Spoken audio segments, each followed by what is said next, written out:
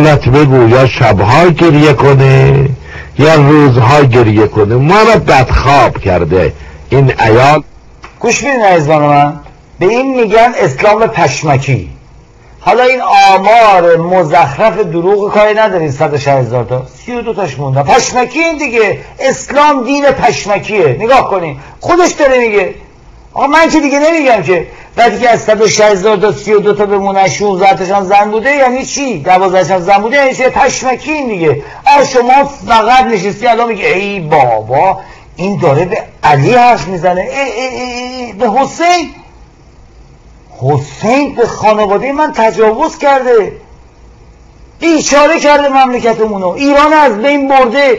ولی من باید احمق باشم، بیشعور باشم، زنی هستم که به من تجاوز شده، به من بیچارگی شده، به من زجر اومده در کشور ایران، اما من یک زنی هستم پشمکی زن بزن. بفرمایید عزیزم. سلام علیکم. درود بر شما. مثل که یه جورایی مثل که برنامه سلام علیکم امشب اول با سلام شروع میشه دیگه، نه؟ جربانت برم؟ نه، اولش با خریت شروع میشه. از خریته؟ بله، اول میگیم من خرم. سلام میدونی یعنی چی؟ یعنی تسلیم شدم، من بیچارم تسلیم شدم. اشتباهی بکن از سلامتی اومده از من. سلامو برو در کلمه علوی نگاه کن، یعنی تسلیم شدن. به کی تسلیم شدی شما؟ ما کیه؟ من چند نفری شما میگیم ما؟ من ایرانی ها اول. شما مگه شما نماینده ایرانی هستی؟ عجب بابا بزرگت مگه کجایی بوده شما؟ عجب، من بابا بزرگم ایرانی بوده ولی تو ایرانی هستی شما؟ خب اول میرفتی تو اتاق باید سلام میکردی کفش. عجب بابا، شما تو اتاق هم میرفتی اول؟ الله تمثیل کردن که تو اتاق نمیرفتی. شما تو اتاق هم میرفتی؟ آره اگه سلام نمیکردی میدونم، مگه شما تو اتاق میرفتی؟ بابا سوال دارم، به من بگو شما مگه تو اتاق میدونم شما تو اتاق میرفتی اول؟ میدونم ولی من سوال دارم، مگه تو اتاق میرفتی؟ مهمون خونه منظورم. میدونم تو مهمون خونه مگه میرفتی؟ بابا من سوال دارم، تو مهمون خونه میرفتی؟ همه خونه ها مهمون خونه میدونم، من موقع کاری ندارم. شما تو اصلا نمیدونی جواب چی بدی ها؟ تو مهمون خونه میرفت، بابا تو میگی تو اتاق میری و سلام به من سوال دارم، شما مگه تو اتاق میرفتی؟ وقتی میرفتی جایی کجا میرفتی؟ جایی حیات میشد؟ من نمیدونم، شما گفتی مهمونه نمیرفتی بچه بودی؟ من نمیدونم، من شما سوال دارم، شما تا تو اتاق رفتی؟ شما چند ساله تو آمریکایی؟ تو اتاق رفتی شما؟ من تو اتاق آره همه. خب بعد ببینم تو اتاق رفتی در داشتی یا پرده؟ در داشتی. و این دره چه رنگی بود؟ شب عروسی پرده داشت. نه میدونم شما که شب عروسی که از اون مسئله شخصیتونه دیگه نگین. من میخوام بدم این دری که وا میکردی دره چه رنگی بود؟ چیکار باور نشد که ما با این چیکار نه. تا برای چی زنگ زدی اگه نمیخوای اطلاعات رو ما بدی؟ من میخواستم بگم کمکی بیار، کسی دنبال آقای وطنخواه بیار، یکی بیار. قربانت برم. حالا ببینم الان چند سالته تو؟ من باید فکر کنی 30 سالم هست. از من سوال میکنی؟ نه من فکر میکنم 31 سالته. 1 سالمه؟ من فکر میکنم شاید هم چرا با سلام بعدی میخوام ببینم. نه من میخوام سوال کنم، اول من بگو چند سالته تو؟ چه فرقی میکنه برای؟ من اصلا نمیدونم چه فرقی میکنه. من یه زنگ دادم گفت چرا سلام. من یه زنگ زدم گفتم حالا ببینم زنگ زدی با تلفن زنگ زدی سلفون یا چرا ایرانی به هم میزنین؟ عجب بابا حرفی میزنم من. راست میگی. حالا ببینم امشب چیکار کردی؟ غذا خوردی؟ اگه ایرانی نیستی؟ نه میدونم من ژاپنی ام. بگو ببینم غذا چی خوردی امشب؟ ژاپنی هم سلام دارم. بیا. خانومت هم اونجا دو تایی که زنگ زدی. ببینم تو خانومت با هم ازدواج اسلامی کردی یا ازدواج عشقی کردی؟ صیغه کردی، یعنی خانوم جنده است. خانوم شما صیغه یعنی یه نوع پراستیتو دیگه، هور، یه نوع جنده. آیا تو صیغه کردی یعنی جنده یه ساعتی دیگه، درسته یا نه؟ خب باز صیغه بردنه کرد. من میدونم ولی تو میگی صیغه کردی یعنی خانومت از اون کاره بوده. صیغه کن 4 تا راحت بکن. میدونم. الان تو چند تا زن داری؟ من سه تا دنبال یکی دیگه دارم، کسی نمیشناسی؟ آخه تو اول ببینم تونستی این سه تا رو هندل کنی؟ فعلا که زن تو سرت زده گفته تلفن بزن که.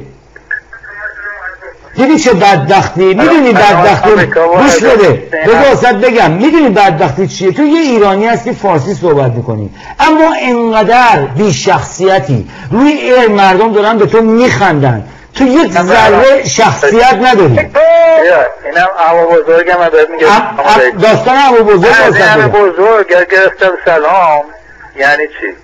سلام یعنی چی؟ سلام یعنی شخصیت رو میرسونه. ای بابا یعنی تسلیم شدن نیست. و میگم آدم پشمکی هستی. میدونی پشمکی یعنی چی؟ پشمکی نه یعنی چی؟ بگو نه. ای بابا پشمکی ببینم نماز میخونی؟ نماز یه زمانی میخونده. یه زمانی یعنی چه زمانی؟ مثلا 1 ساعت پیش، 2 ساعت پیش، 5 ساعت پیش، 2 سال پیش؟ کی قطع کردی نماز؟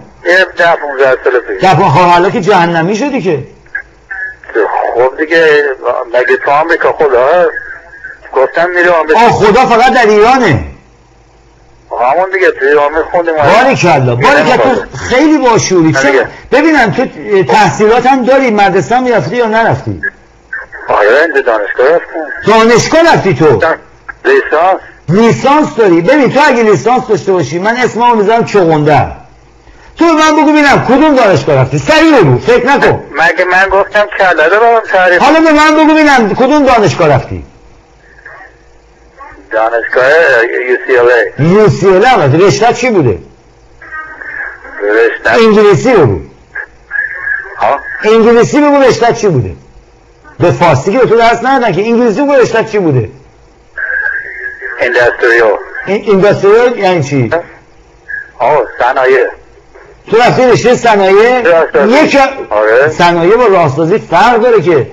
راهسازی چیز دیگه است، صنایع چیز دیگه است. صنایع راهسازیه، اون فابریک میشه رشته راهسازی. بعد انگلیسیش میشه چی؟ ایرانم بود. میدونم تو ایران بود. اینجا بهش میگن اینداستریال راهسازی. راهسازی به انگلیسی بگو یعنی چی؟ راهسازی انگلیسی؟ آره. به انگلیسی میشه دیکشنری میخوای؟ آخه تو رشته برداشتی لیسانس شدی نمیدونی راه چی میشه؟ اینستراکشن.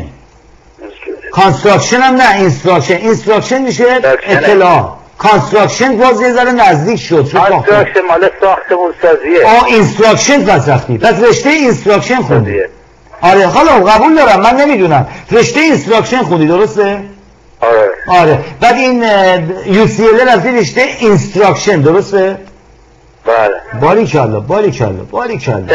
تحریزیه. بعد تحریزیه. حالا اونا رو برش کن. نه حالا بله. حالا ببینم. به همه یاد بده. نه من خیلی الان من اصلا خجالت کشیدم با تو صحبت کنم. پس تو رفتی دانشگاه UCLA اینستراکشن خوندی. من قبول دارم. به من اینو بگو یه دفعه خیالمون راحت بشه. رفتی UCLA اینستراکشن خوندی درسته؟ حالا خوندیم. یعنی چه حالا خوندی؟ یعنی پشمکی خوندی یا خوندی درست داری؟ یه مقدارش پشمکی بود، یه مقدارش امتحان میدم. بعد لیسانس هم گرفتی؟ لیسانس هم گرفت. بعد به من بگویم لیسانس میگیری چی بهت میدن؟ لیسانس من ببینم میری دانشگاه لیسانس میگیری گریجویت میشی چی به تو میدن که تو میتونی نشون بدی من لیسانس شدم؟ چی به دستت میدن؟ اون مدرکه چیه؟ چی ریختیه؟ برگه میدن. چی میدن؟ برگه 4 گوش نوشته بچلر دیگری. میگن چی؟ برگه 4 گوش نوشته بچلر دیگری. بعد میگن روش بعد اون مال شما نوشته بوده اینستراکشن. نه اونا که نمی‌نوشتن. چی نوشته بودن روی برگتون؟ نمیدونم فکس داری برای فکس کنم. نه من عزیز من جدا خیلی خوشحال شدم با تو صحبت کردم. حرفای من همه رو ثابت کردی. درود بر تو. گوش بدین ببینین چطوریه اینا کسانی هستن که از ایران اومدن در بین ماها به عنوان برنامه گذار، به عنوان بیننده، به عنوان گروه سیاسی، به عنوان سبزا که تو خیابون میان. اینا هستن لیسانس اینستراکشن گرفته. بفهمین عزیزان. بفهمین. الو بفرمایید رو خط صدا رو کم کنین که با من صحبت کنین. بفرمایید. معذرت میخوام. خواهش می‌کنم. درود بر شما. درود بر شما.